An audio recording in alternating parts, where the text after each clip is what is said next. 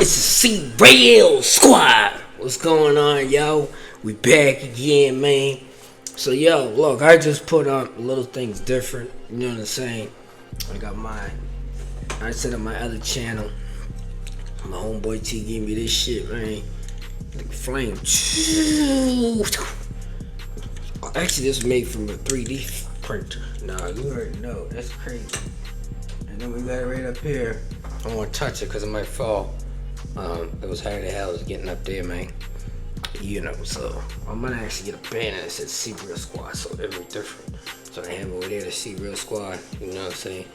GOAT, you know what I'm saying, man? That's for represent the music and stuff. So yeah, man. This one, man, is 100 places in Ontario. You know, that's like 14 minutes we're gonna get all this, man. I got like pretty much, I gotta try to at least gonna get 2 more reaction videos done. So you already know how that shit go, bro. Let's get into this, man. We're gonna get this going. We're gonna get right into it, bro. Let's see. Yeah, his multi-million-dollar campaigns convert decades.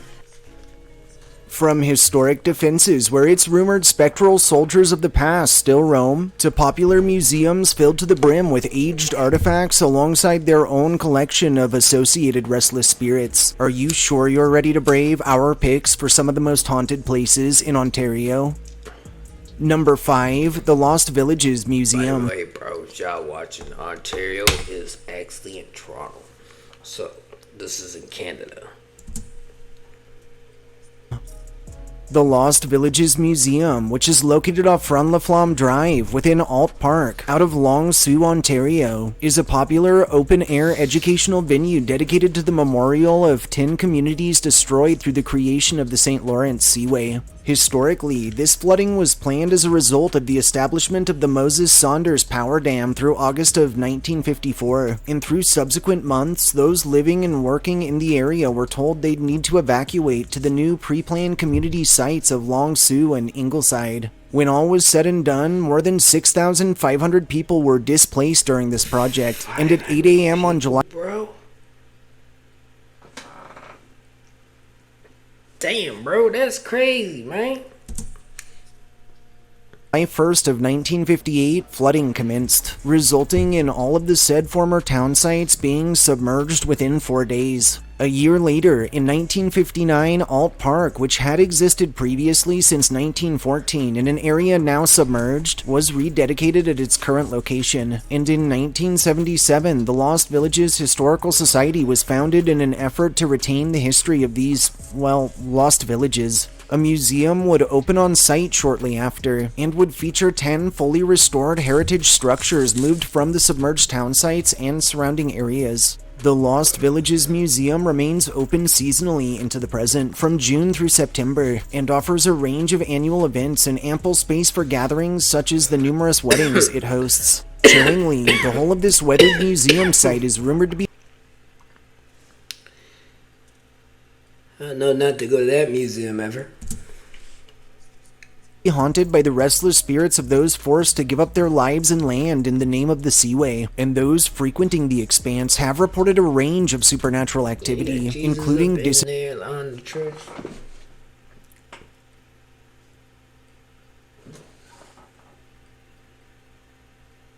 Man, that crazy, bro. disembodied voices detected on the winds, extreme cold spots felt in adverse weather, and spook lights spied both near the museum and also over the waters right above submerged communities. The Trapper's Cabin, the old schoolhouse, the church, and the Mason's Lodge are believed to be quite possibly the most paranormally charged landmarks across museum grounds. And near, many have told of shadowy figures that stalk the living, of objects spied moving about on their own, of both bootsteps and of full conversations heard emanating from empty rooms, and of encounters with the mysterious, small, and eerie spirit of an unidentified little girl. Number 4. The Fort Wellington National Historic Site. The Fort Wellington National Historic Site, which is located off of the northern shore of the St. Lawrence River out of Prescott, Ontario, is a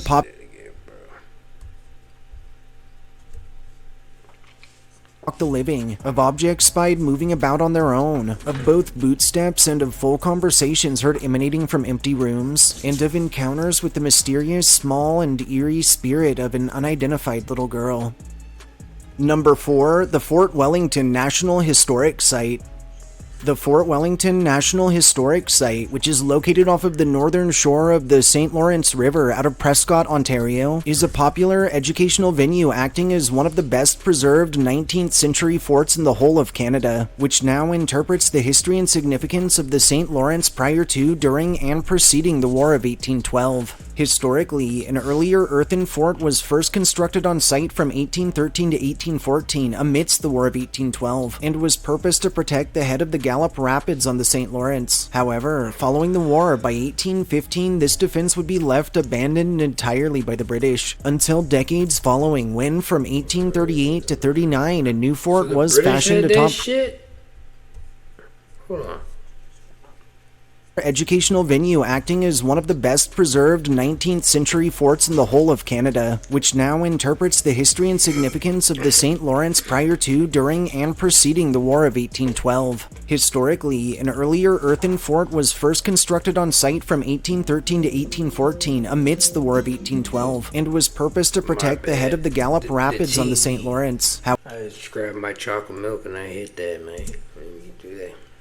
However, following the war, by 1815 this defense would be left abandoned entirely by the British, until decades following, when from 1838 to 39 a new fort was fashioned atop freestanding earthworks, to be utilized under both the British Army and Canadian militia. While the British Army would vacate the site by 1863, until 1923 the Canadian militia would remain behind, after which the expanse was handed over to the Dominion Parks branch, which was a predecessor to Parks Canada, and in 1925 Fort Wellington would be designated a National Historic Site, the first of which in Ontario, in fact, to be managed under the federal government directly. Of course the federal government always got something to do with that, bro.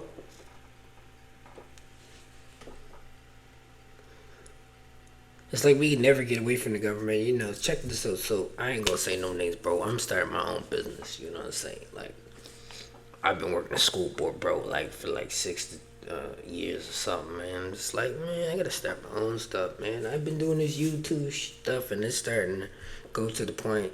But it's like I gotta invest more, bro. And the money I'm making my normal job ain't really helping us. So it's like I gotta really, you know, this is a job too, right, bro? But it's like if I invest into having my own business, bro, you know, I have more time to do these videos, bro, because I make my own hours. National Historic Site remains open into the present, offering a range of tours and exhibits alongside all manner of annual events. Unlike many of the other locations we've covered in the past, while this weathered defensive site doesn't harbor a lot of different presences, the one ghost story it is surrounded by is definitely enough to land it on this list. As local legend has it, long ago, a soldier by the name of Terence Anderson was lost through the War of 1812, and whether due to a love he wasn't able to return to... Lost? Oh, hear that. National Historic Site remains open into the present, offering a range of tours and exhibits alongside all manner of annual events. Unlike many of the other locations we've covered in the past, while this weathered defensive site doesn't harbor a lot of different presences, the one ghost story it is surrounded by is definitely enough to land it on this list. As local legend has it, long ago, a soldier by the name of Terence Anderson was lost through the War of 1812, and whether due to a love he wasn't able to return to... Bro. People be dying, man. Shout out to my mother. She had a father was in the war, right? Yeah, man. I never got to meet him, bro, but that shit's crazy, man. Crazy. Or maybe even due to the fact that he was simply taken too soon, it's now claimed Terrence's presence remains behind at Wellington, and has since grown especially fond... Oh shit, when Terrence sees this, man. Shout out to Terrence, bro. That's my friend, though. That's my dog, man. Not the actual Terrence, but you know what I'm saying, bro. Of the second floor, where he's been known to slam doors, cause chills, and has even manifested seemingly simply to startle the living. A phenomenon so common, it's been documented by staff and even authorities. Yeah, I don't smoke cigars that much, bro. I don't like gotta stop though. And I just did it like I was really wanting backwards and shit.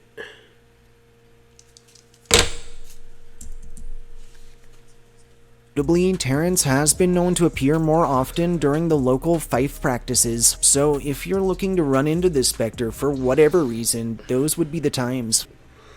Number 3, Kingston Penitentiary. Kingston Pen, which is located between King Street West and Lake Ontario out of Kingston, Ontario, is an infamous former lockup turned educational venue which at the time of its closure was actually recognized as one of the oldest continuously operating prisons not just in the province or country, but in the whole of the world. Prison is haunted, bro? What? So you know them guards every night, bro, just like... I don't know, people don't believe in a lot of stuff like that, bro, but... That's what the internet is for, man. Like, to learn some new shit. But I didn't know there was actually haunted places in Ontario. Like, I thought it was, like, so I was like, you know, I looked in Google. There's a lot of haunted places in Canada. So most is Ontario.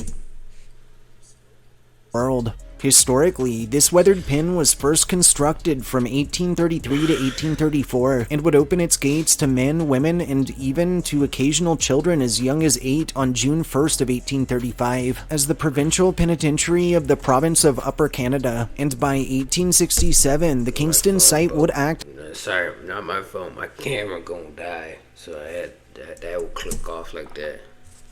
Is the main of 3 such institutions operated directly under the federal government. Over its lengthy lifespan, this weathered lockup has played host to 3 significant riots, the first of which transpired through October of 1932. My camera's dying, bro. Well, you know, we got 2 videos already done.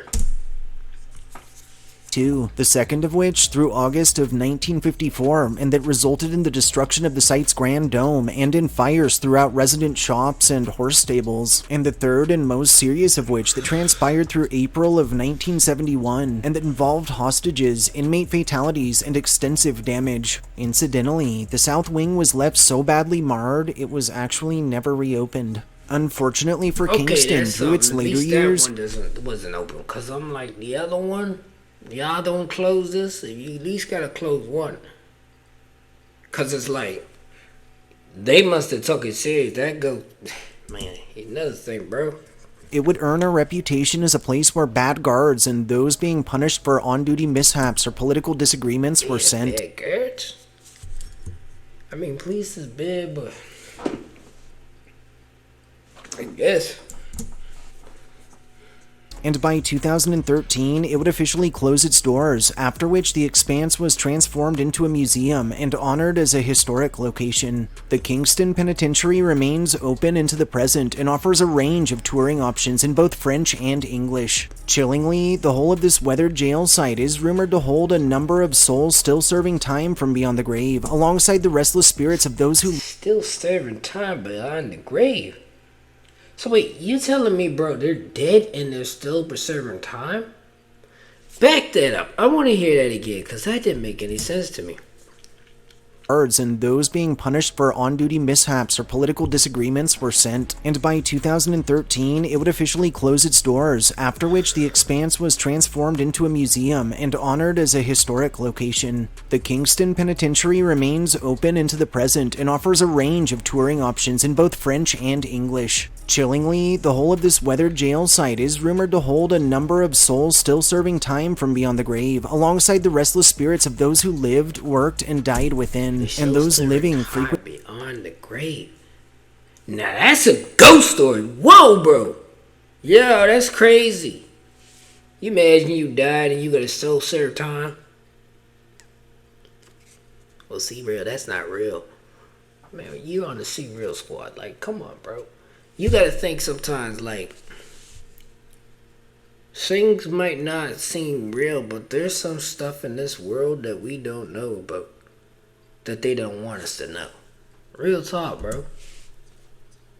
Frequenting its bounds have reported extreme cold spots felt in adverse weather, the phantom sounds of keys heard jangling from empty halls, and shadowy figures that stalk the living ominously at great lengths, or that seemingly play out prison dramas from long ago. Several informal investigations of the expanse have yielded high EMF levels, chilling EVPs, and anomalies or orbs captured in photography and video, while disembodied voices and footsteps are often detected from empty cells. A final popular fable intertwines with actual history to tell of former guard William Wentworth, who sadly was stabbed to death in 1961 while on a midnight shift. Perturbingly, his killer was never identified.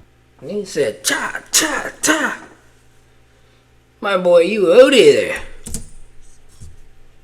Which some claim left his spirit restless. The ghost of William is said to be particularly fond of the third floor in the Regional Treatment Center, which acted as the prison psych ward, and where Wentworth's manifestation is often spied making his old rounds from life, some say as he keeps the more malevolent presences at bay and away from the living. Oh, man. Looking to make your first video? You don't need a big budget or fancy editing. I know people keep Number on saying I 2. should get YouTube Premium, but it's like $23 a month, bro. I'm not paying all that. The Bytown Museum. The Bytown Museum, which is located off of Canal Lane on the Rideau Canal out of Ottawa, Ontario, is a popular educational venue housed within the city's oldest remaining stone structure, being the Commissariat Building. I Historically, don't the think I'm buying these again, bro. This came right off. A little bit. That's why I don't like cigars. They bad for you, bro. But it's like, you know, what's in a while, man? I don't really smoke cigars. I don't like smoking cigarettes either. So it's like, I got this for like $2, bro. You know what I mean? Slide it in, bro. I ain't doing that more often. Once in a while, bro. Commissariat Building was initially constructed in 1827 and would serve as a bulk supply depot utilized by many of the construction sites along the northern section of the Rideau Canal, and later would also house offices of the Commissariat officials while providing residential space. Through June of 1898, the Women's Canadian Historical Society of Ottawa would form, and in 1917, what was then called the Bytown Historical Museum was established under said society, and would base itself out of the former City Registry Office. By the 1930s, the society would begin seeking a larger head. You're high though, man. They're like a blunt.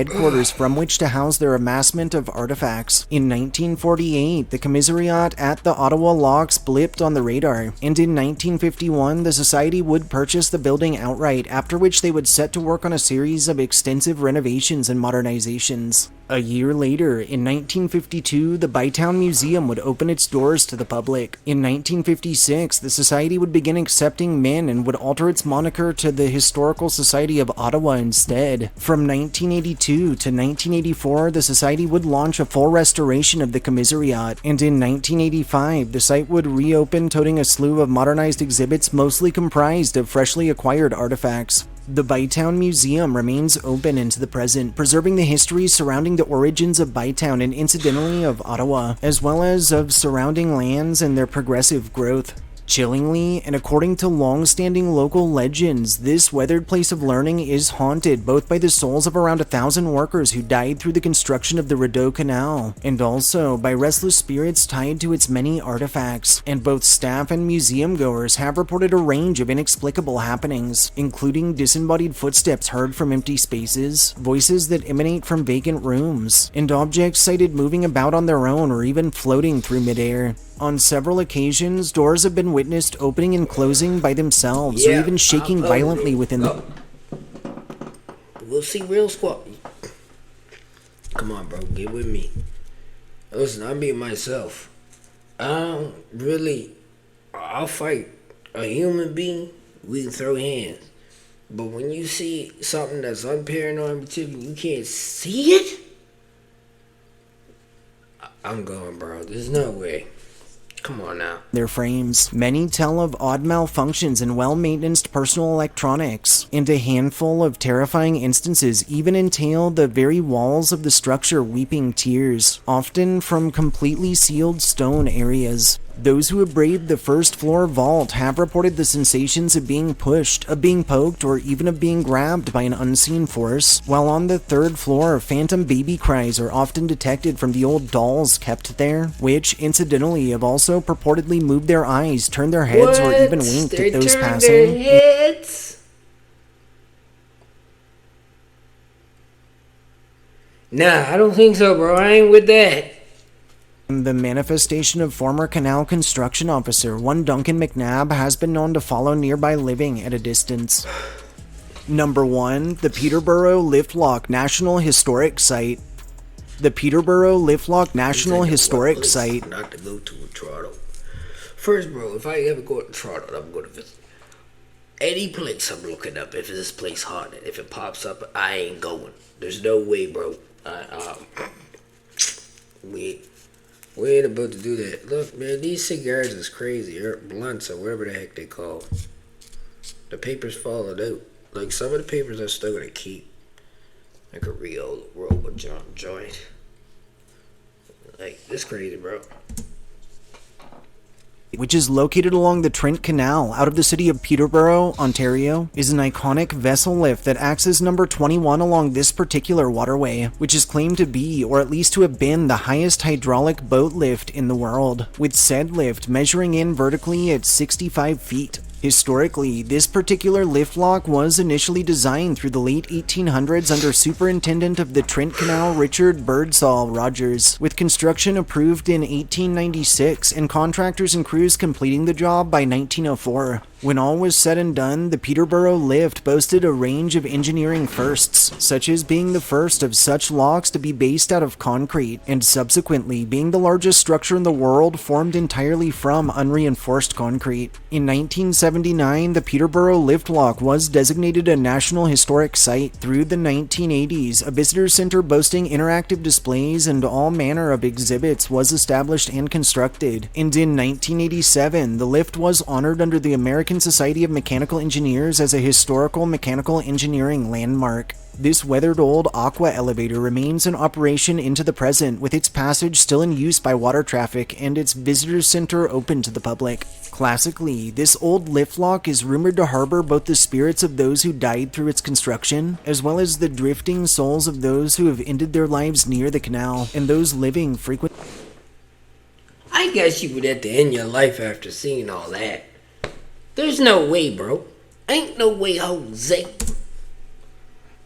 The area have reported a range of supernatural phenomena, including disembodied footsteps and voices that emanate from empty spaces, objects spied moving about on their own, and odd malfunctions in well-maintained equipment, while the most famous presence on site being that of Art, who it's believed was a former worker who died of a heart attack on the job, has been known to steal crowds. Others tell of a spectral woman who in life sometime through the 1840s was supposedly burned at the stake right near, and whose restless spirit has since made a habit of tormenting passing men, even so much so as to cause them to have very real and very dangerous accidents. Incidentally, during the lift's construction, it said one worker inexplicably lost his balance and fell into the central pillar framing to his doom.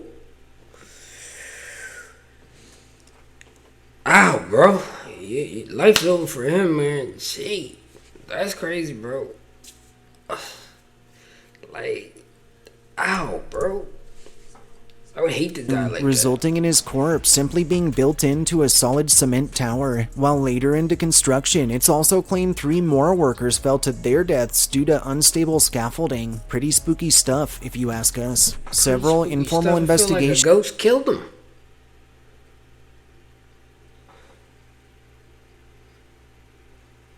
Like, that's the only way. I don't know. Of the Peterborough lift lock have yielded high EMF levels, chilling EVPs, and extreme temperature fluctuations on thermal grids, while others have reported odd odors, phantom screams, and both spook lights and ghostly faces that appear suddenly within the tunnels. Taking its extensive and somewhat dark history into account and coupling it with such an impressive range of associated local legends and tales of encounters with the otherworldly, we felt the Peterborough Lifflock National Historic Site was a perfect pick as the most haunted place in Ontario. Thanks for joining us for this list of some of the most chillingly haunted places in Ontario, Canada. I feel like moving up to somewhere outside of Ontario, but like, it's crazy, bro. When you watch these videos more and you find those certain stuff, bro, about certain stuff, about everything, like you think it's always haunted in the States, bro. Like, there's a lot of crazy stuff here. You would never think that, bro. Like, man. Like, this is crazy. It's like shit, bro. I'm keeping the paper, man. It's like blunt paper. You roll up a little small blunt, kinda. So, but yeah, man. Y'all let me know what you think of this video.